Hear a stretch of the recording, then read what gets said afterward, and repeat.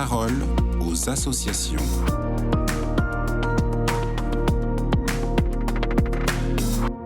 Amélie Bertholin, vous êtes rédactrice en chef de l'Église dans le monde. Vous nous emmenez aujourd'hui au Maghreb, direction le Maroc, pays pourtant où moins de 1% de la population est chrétienne. Vous allez nous parler d'une église peu connue. On vous écoute. Oui, j'aimerais aujourd'hui vous parler d'une église peu connue, celle du Maroc. Les chrétiens représentent une petite minorité. Ils sont moins de 1% de la population. Selon la constitution du pays, l'islam est la religion de l'État, qui garantit à tous le libre exercice des cultes. Et de fait, sur place, la liberté de culte est bien reconnue, sans restriction. Les prêtres et les religieuses obtiennent sans difficulté des permis de séjour, des lieux de culte sont parfaitement ouverts et respectés. Mais il n'en va pas de même de la liberté de conscience. En effet, toute tentative d'ébranler la foi d'un musulman ou de le convertir à une autre religion est punie par le code pénal.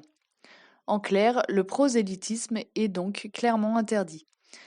Un Marocain peut changer de religion à titre privé, mais il est très probable qu'il aura des difficultés importantes avec sa propre famille et son entourage et risque d'être rejeté.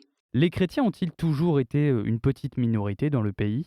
Alors les chrétiens français ou espagnols étaient nombreux au temps du protectorat, plusieurs centaines de milliers, et ils avaient beaucoup d'églises, de lieux de culte.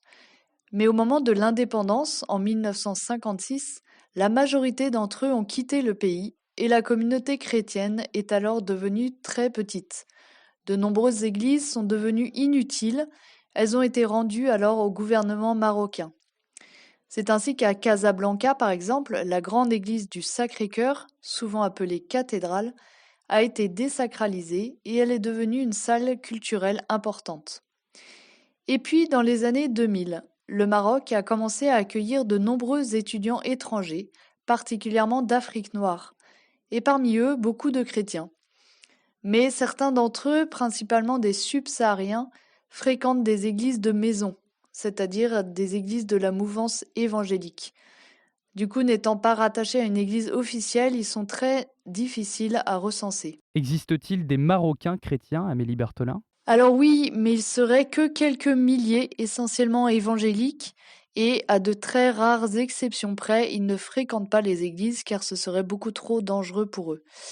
Du coup, l'église au Maroc est une église très particulière puisqu'il n'y a aucun prêtre, aucune religieuse, aucun chrétien du pays. Les prêtres sont tous des prêtres fidei Donum et des religieux essentiellement franciscains. Les fidèles, quant à eux, sont très jeunes, car ce sont pour beaucoup des étudiants ou des travailleurs de passage. On estime qu'ils se renouvellent presque complètement tous les 4 à 5 ans. Et puis il y a des religieuses qui sont très appréciées par toute la population. Les religieuses franciscaines, par exemple, sont tellement connues et vénérées pour leur engagement au service de la population au Maroc qu'elles sont souvent appelées les marabouyates. C'est le féminin de marabout. À tel point que ces marabouyates franciscaines ont même été inscrites au patrimoine immatériel de la région de Midelt. C'est une belle reconnaissance de leur mission sur place. Alors l'église du Maroc est présente, c'est une petite église, mais qui est jeune et dynamique et pour laquelle nous pouvons prier. Merci beaucoup pour ces précisions. Amélie Bertholin, je le rappelle, vous êtes rédactrice en chef de l'Église dans le monde. Excellente journée à vous.